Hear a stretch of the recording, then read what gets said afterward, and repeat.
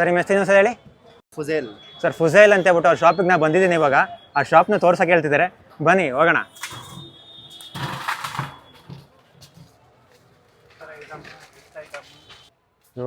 ಫುಜೈಲ್ ಅವ್ರ ಶಾಪು, ಇದರಲ್ಲಿ ಎಲ್ಲ ಐಟಮ್ ಸಿಗುತ್ತಂತೆ. ಇಲ್ಲಿ ಇವನ್ ಗಿಫ್ಟ್ ಐಟಮ್ ಕೂಡ ಸಿಗುತ್ತಂತೆ.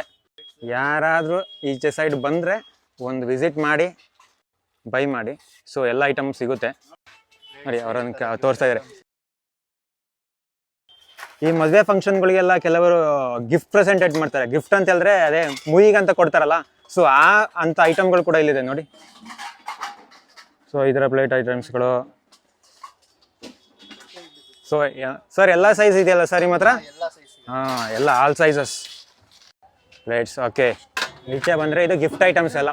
ಐ ಮೀನ್ ನಿಮ್ಮ ವಾಟರ್ ಬಾಟಲ್ಸು, ಮಿಕ್ಸಿ ಜಾರ್ ಆ ಕಡೆ. Okay okay sir.